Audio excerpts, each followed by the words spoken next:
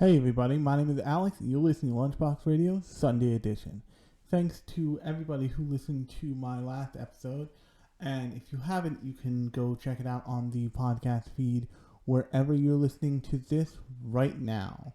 Now, this time I want to talk about something that I came to notice over the past couple shonen anime that I've watched. And I've, for some inexplicable reason, mostly just because of the animation quality and because there's a kind of freshness of characters like Himiko Toga and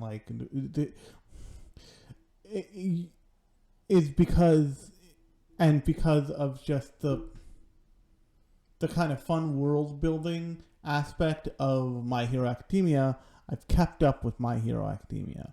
And now I've also watched most of Eden Zero, which I will talk about at length, but it struck me that shonen like battle, shonen fight, whatever you want to call it, shonen anime is starting to bump up against some limits that are difficult, will be interesting to see how they move past. And interestingly enough, I think the creator of Eden Zero, who's a pretty prolific guy, is named Mashima, and I know that from the new manga cafe app. Give me a second, and I will find it. But Azuki, if you haven't heard of Azuki yet, it's one of the things kind of being helmed by Evan Mento of Anagamers and a bunch of other people. It's basically a manga rental service, kind of like Netflix, but for manga. It's $5 a month. It's pretty full featured. It's got some chapter issues, and when I say that, I mean it's got some issues where the offering of specific properties doesn't start at issue 1, but it's still a super full feature. The reader is great, even on a phone. So I would check it out if you're interested at all in reading more manga. Or they have a huge deal with I believe Kodansha going right now, and so they've got a lot of Kodansha manga that is not super readily available other places. Like they have just, I think, up to 255 of Air Gear from chapter 1. So if you've ever been curious about Oh Great or Air Gear, you can definitely go find that there. But what I want to talk about on this episode of Sunday Edition is I want to talk about the issues that it's bumping into. And I first kind of noticed this with shows with Boruto specifically. Boruto bumps into the issue of having this huge ancestral catalog of like characters that older viewers will know, but younger viewers will probably still know because Naruto didn't end relatively all that long ago. And as a result, that show, Boruto as a show, for a lot of it, leans an awful lot on the cast of Naruto to make it interesting, because in Naruto, they had the unique situation of writing these characters like characters who got to grow into the masters of the universe. They got to grow into the United States president kind of thing. And in Boruto, you have the unique problem of most, if not all, of those characters being the children of the elite class of that society. They are the children who benefit from the struggles of their parents. Sadara is Sasuke and Sakura's daughter. Um,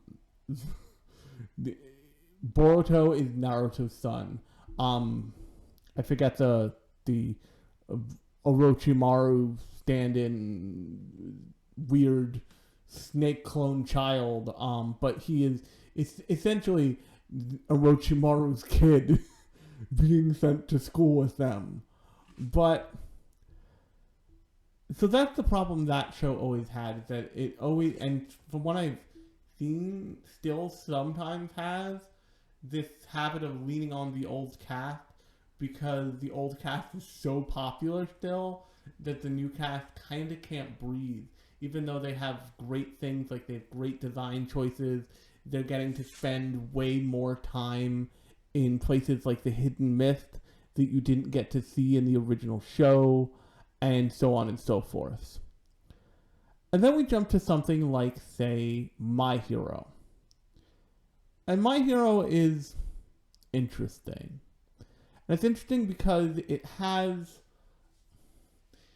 problems that it seems like it's willing to dive into and willing to explore, but then it also has problems that it's bringing up incidentally, and it's not super choosing to do much about, at least right now.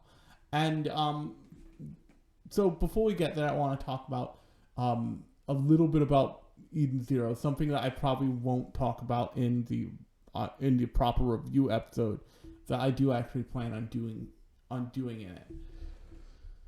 Eden Zero's problem, at least in America, seems to be the Mashima of it all. And what I mean by that is, actually, let me just take a double check as to see if I'm actually pronouncing that name right. But I think the thing is Mashima. But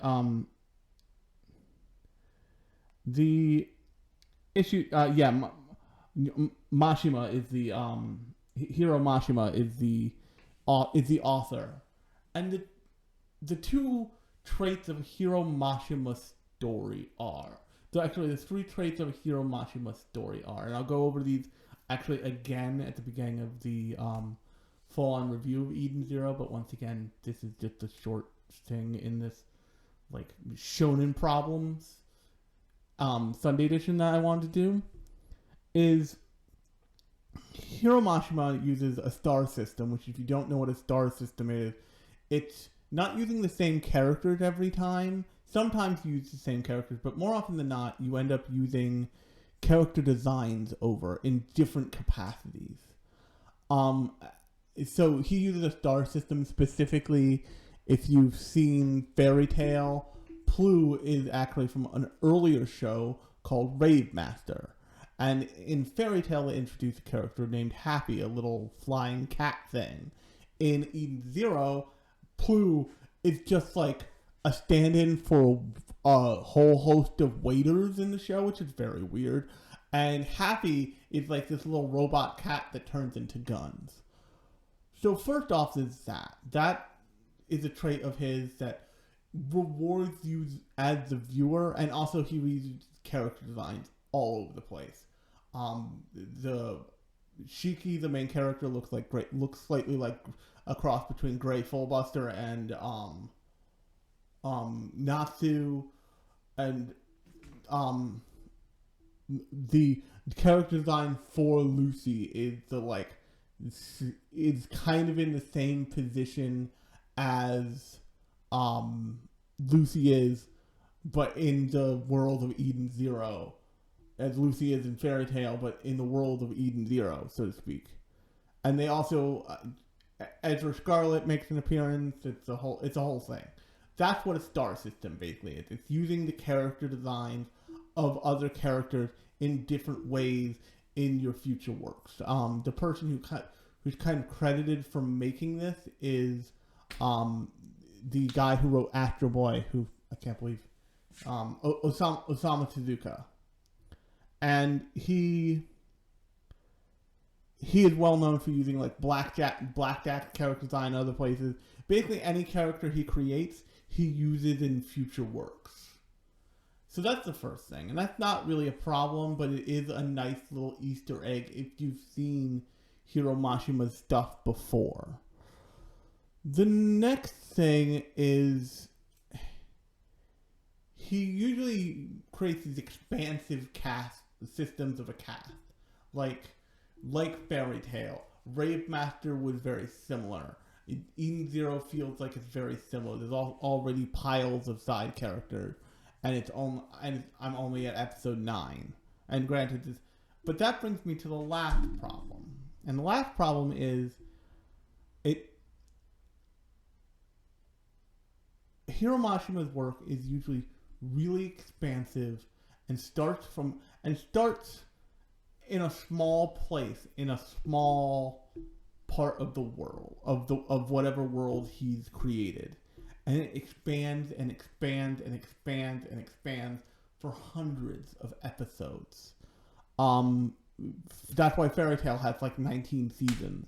Rave Master is also not excruciatingly long, but long. And if Netflix is going to be releasing these at like 8 to 12 episodes, at 12 episodes a pop, that's a long time. And it's breaking up that story in a way that I'm not sure it was designed to be broken up. And that's the first issue I want to get into with potential shonen things. Is much of good shonen of the before time, much of the like generation that I grew up on, like Dragon Ball Z, Bleach, Naruto, One Piece, relies on this non-stop march type of broadcast of the show. So when you cut things into seasons, it feels different. There's a reason that modern shonen oftentimes leads you in with a OVA episode, essentially. Like My Hero Academia, the season never ever starts or ends with a serious episode. They wrap it all up in the middle parts. And the reason for that is because they need a way to reintroduce you to the state of the world, all of the current characters, and like what's it called? Get you caught up on the show so you can watch the show. Big problem that people have been having with the new Ava movies, I actually just literally shotgunned them all over the past couple days, is they have been having to rewatch, 1.11, 2.22, 3.33 before they get to the last movie because of the huge time gap in between this movie and 3.33.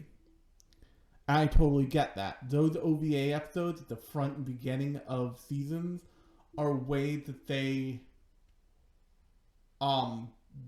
compromise and let you do that in the space of like, say, 20 minutes. And they're relying on you, the viewer, to like get back into the flow of the show, get back into the comedy stylings of the show, the whole nine. And Eden Zero doesn't seem to have that. And I wonder if shonen written in that old style will do well with the seasonal structure of things that has happened now, because once again, it relies on that uninterrupted, unbroken flow. I mean, you look at something like One Piece that has over 900 episodes now. There is one, maybe two, three places where that show could be broken into a season structure. It has an arc structure, and if you look at the like season numbering for that show, the arcs usually correspond to seasons almost. But there's the time skip of that show where they all grow up and go from in their mid to late teens to their mid to late 20s is probably the best place you could break that show and just like call it a season and come back for the next season. But One Piece isn't really thought of like that a lot. But so that's a first problem, and if you looked at Boruto is one of the shows that is running in that non-seasonal, traditional shonen death march scenario.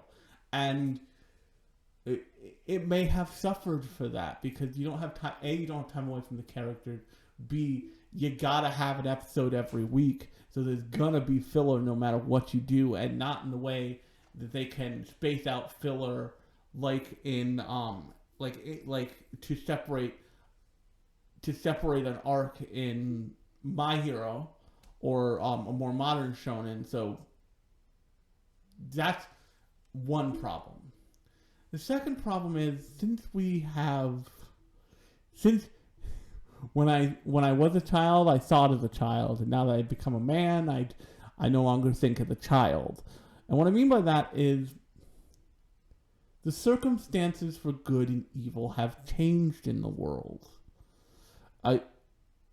When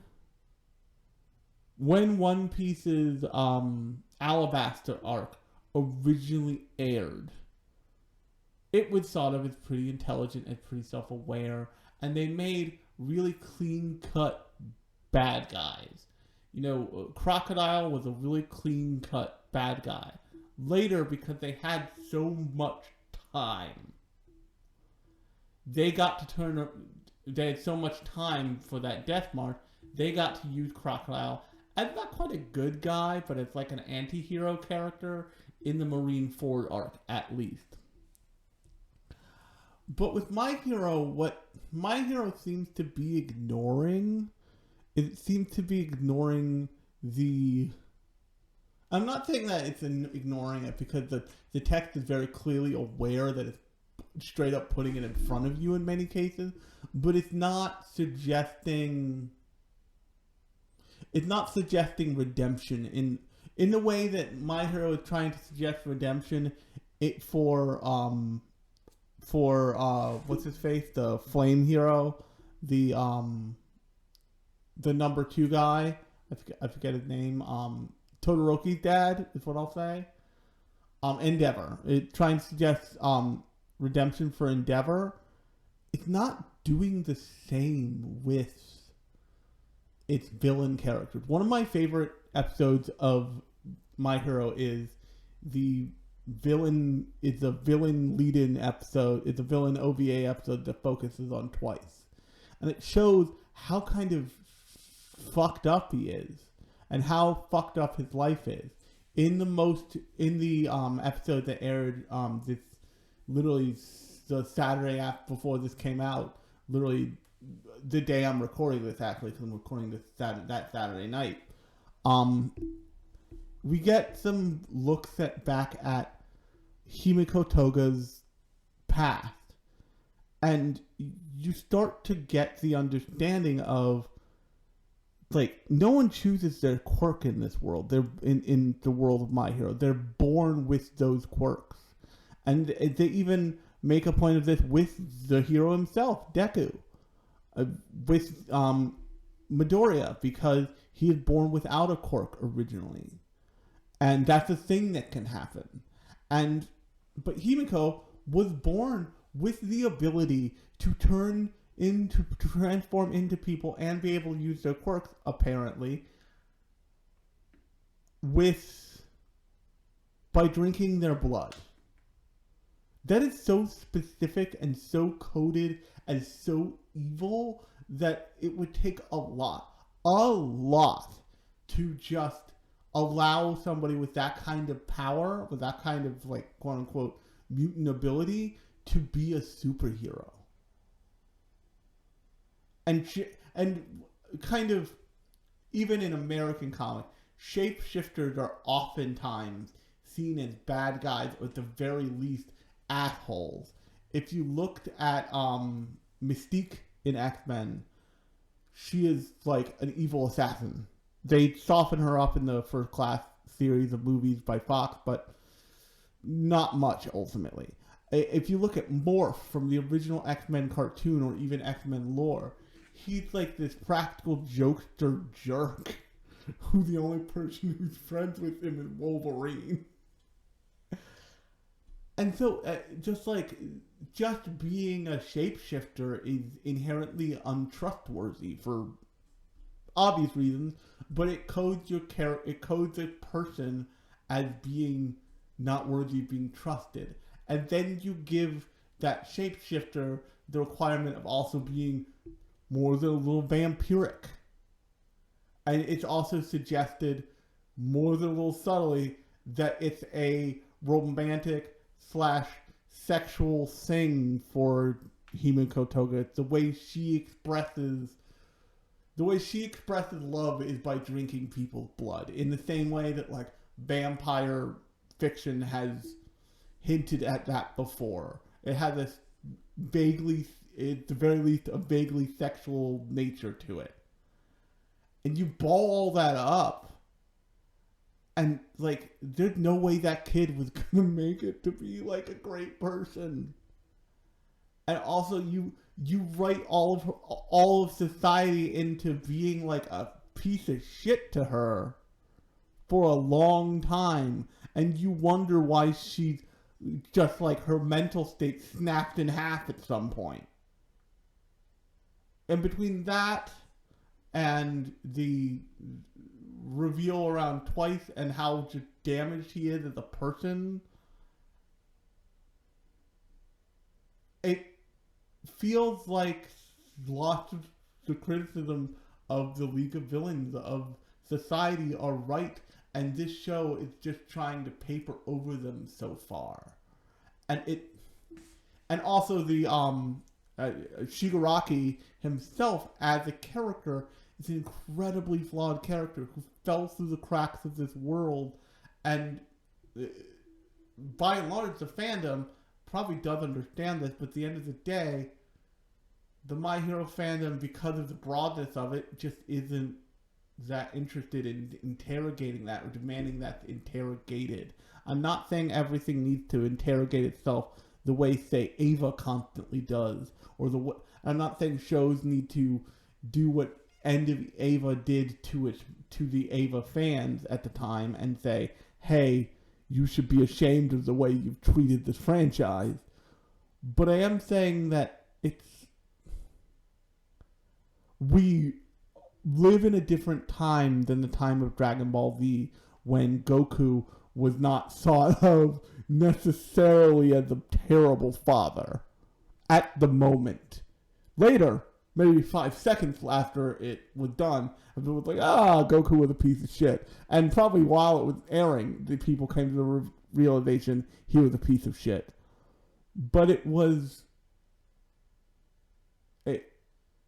making the same mistake in a more in-depth, unique, interesting way does not make it a better mistake, especially with My Hero that has this tendency to deeply fetishize and sexualize its female characters. It's that shows, part of it is that shows style choices, but also part of it is that shows camera and its costuming and lots of stuff.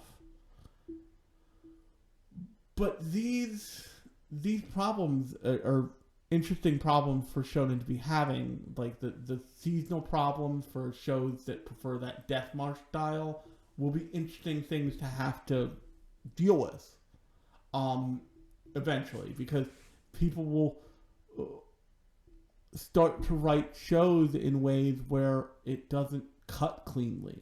It'll be really interesting to see the lead in on the new season of Demon Slayer, because it seems like it used instead of a 20-minute episode on each end, it used a big movie in the middle to compensate for you've been away for a while.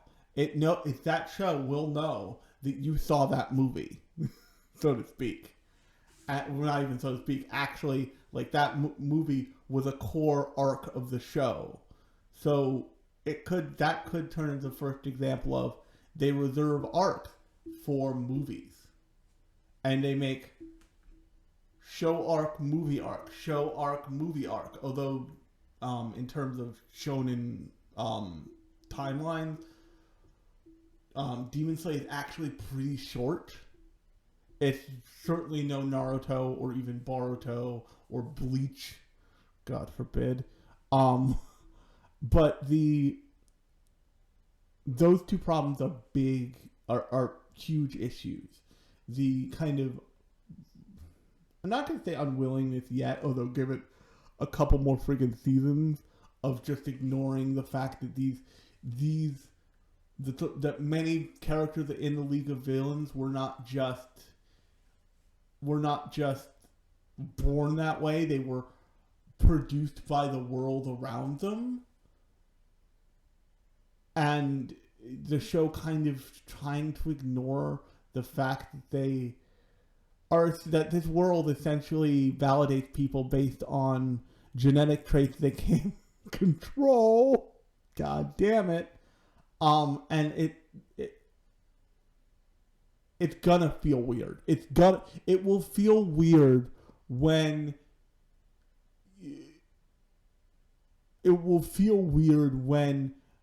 Endeavor gets the pass for being just a piece of shit of a person and an even bigger piece of shit as a father. But a 17-year-old girl whose parents treated her like a monster and like was at no point did they even try, was anything showed about them even trying to correct for like, hey, we took you to the doctor, we know what your quirk is, we know why you're drinking blood, we don't know if it's necessary, but we will get you packaged from the hospital, from the local hospital. I'm sure we can do that for you. This is weird, but like Gary down the street has a horn for an eye. It's not that weird. You're good, buddy. And the other thing about this, and so I had never read the first chapter of Interview with Monster Girls, of interviews with Monster Girls, but they have this whole conversation about like vampires living in the real world and like getting donations of blood, getting once monthly donations of like blood bags from the government. And like they have this whole moment where she's like, I'm not strong enough to not live off of blood from the government. Those people are like vegans. I'm a filthy meat eater and I suck. I know that's the way lots of people feel about vegetarians and vegans. Is like they're kind of amazing because they can do that. It was a really good analogy in that comic book. I read that on Aitiki. But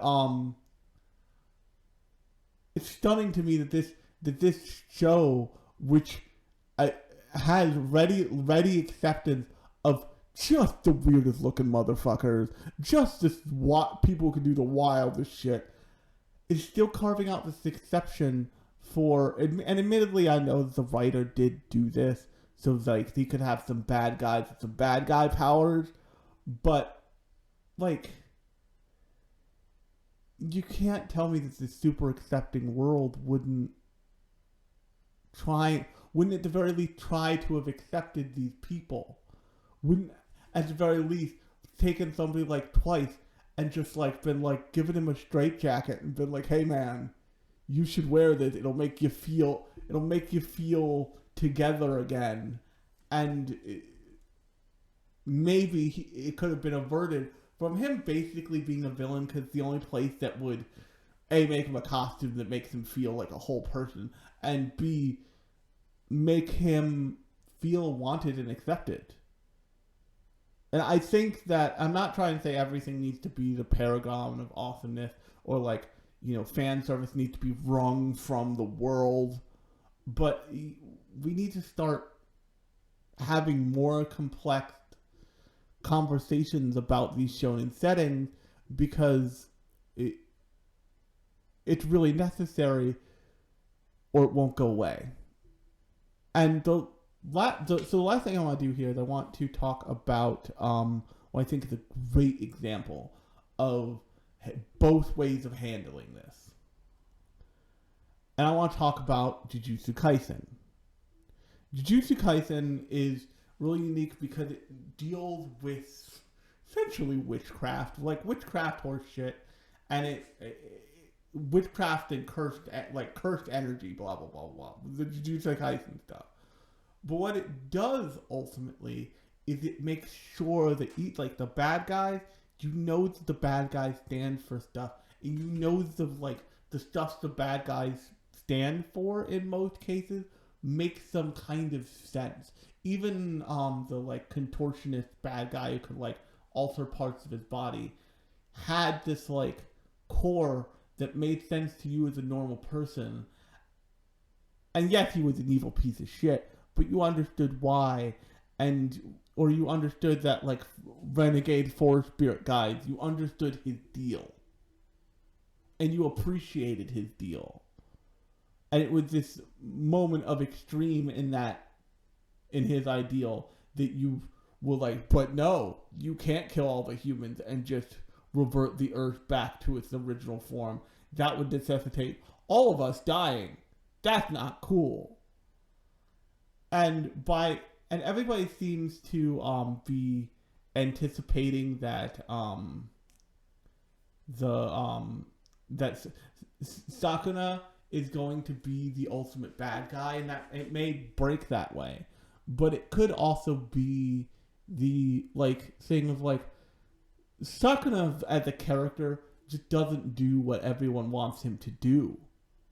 He does kind of his own thing, and I think the thing that we're all probably not expecting come up is Sakuna perceived as a bad person, but he's really essentially a scientist. And actually, thinking about it, one of the great perpetrators of some serious fucked up people doing some serious good is actually Dr. Stone. You look at a lot of the main characters of Dr. Stone, and they are not good people. Senku is a maniacal psychopath. The mentalist guy is a total garbage person. And you leave them alone for long enough, and they'll come up with the worst way to do a good thing. And cause the most chaos in the process. But that's how real people are. I think that in the way that superhero stories and comic books had to get necessarily more murky and more complex when they went over to film, especially in the 21st century, because things like the Big Blue Boy Scout just don't make sense in the world if you don't show the other side of the coin of that. Shonen needs to let go a little bit of there is true good and there is true evil. That's one of the things that Princess Mononoke actually is really well known for, and I'll leave it here. But Princess Mononoke is really well known for Lady Eboshi, and Lady Eboshi is this monstrous woman who is hunting down this forest spirit, trying to cut off its head to give to the emperor for a mountain of gold. But the thing and Miyazaki paints her like a villain, as well he should. She's trying to kill a god that would kill nature. That's super bad. But the thing that he did, the thing that takes her out of the realm of being unforgivable, that takes her out of the realm of being an unforgivable shitball, is her fatal flaw is that she cares for all these people that no one at the time was caring for. The people who make her guns are lepers, who are fucking terrifying to lots of people. Lots of people still won't go near people with leprosy. And the people who run the village, the people who run Irontown, are all women from brothels from the surrounding cities and surrounding empires that she bought the deed of as soon as she could, So she has basically created this society that relies on her to be the person to generate wealth and ways for them to keep going. And so, of course, if she sees the thing that says the emperor will offer a mountain of gold to whoever brings him eternal life, she's gonna say, I don't know that he's gonna get eternal life, but I'll bring him the next thing that he asked for because I want that mountain of gold. And that's an important aspect of that movie, because at the end of that movie, when she realized that she stepped too far, you can still forgive her because there were motivations to her stepping too far. And the motivations were A, self-imposed and self-generated, but B, were something that people would want. And that takes her out of the realm of being truly evil and spiteful, and puts her more in the realm of just trying to do what she needed to do to get to what she wanted the situation to be. And I feel like at some point they're going to have this turnaround for a League of Villain character. And I sincerely hope it's Toga, but I'm not sure it will be. Because what they did with Toga's story and what they did with Twice's story at this point, and it's interesting that both of those characters are linked, they basically set them up for you to have feelings for them more than you already did, because they're really fan favorite characters. Himiko Toga is like one of the best yanderes since What's Her Face from Future Diary, and Twice is like a freaking beautiful fucked up version, even more fucked up version of Deadpool, and it's kind of gold. They're both kind of gold in terms of character. And My Hero Academia's character design is always just chef kiss, just mwah, delectable. And so, of course, those characters are popular. Many of the characters have their own fan bases in My Hero. But I really wish it didn't feel like they told you those stories to get you attached to them, for them to be bad guys constantly.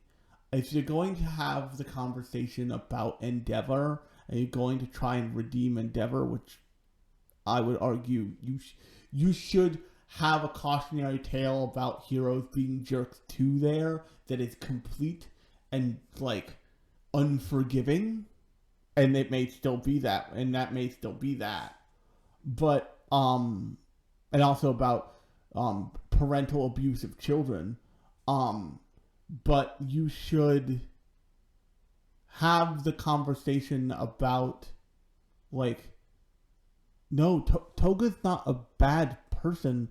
She's just been her life has been so fucked because she happened to be born with the wrong quirk that she just, like, there was no way society was going to forgive. Like, oh, that little girl turns into people when she drinks their blood. That's bad. Like, we can't let that run loose. And so, somebody in her life had to have been, if there wasn't anybody, shame on everyone in her life. Hey, no, Toga's still a person. Like, we can, like, I'll donate blood and you can turn into me all day. And we can, like, just, like, pass around a checklist and be like, do you want Toga to, like, take a test for you? Here, give her blood, whatever.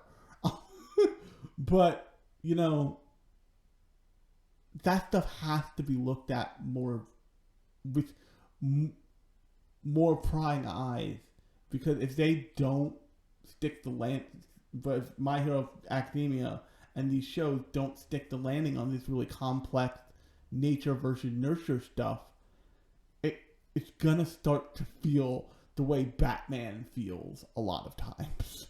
If you don't know about the theory about Batman is basically that, like, he is just running around the city beating up the mentally ill at all times. Just at all times. Every night. Just like, and like sending them to a subpar treatment center that doesn't have the capacity because it keeps sending them wackadoos. And that's really offensive. I apologize.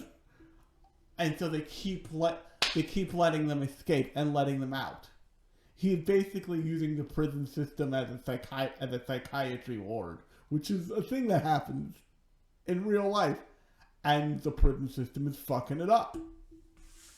And on that note, thank you for listening. If you like this episode, new episodes come out every Thursday and Sunday. And if you have an interest in watching these episodes in video form, I'm waving in video form now, you can go check out YouTube. I think due to technical issues that I experienced with the last Thursday episode, I'm gonna start uploading these maybe the day after the audio version comes out, only because the audio version is just easier to upload. It's just less points of failure, so to speak. But you can go over to the Lunchbox Publishing, the Lunchbox, I think it's called Lunchbox TV. It might be called Lunchbox Publishing. YouTube channel, and check me out in video form, where hopefully I'll get my shit together and start doing proper Anatuber style slideshows for this shit. But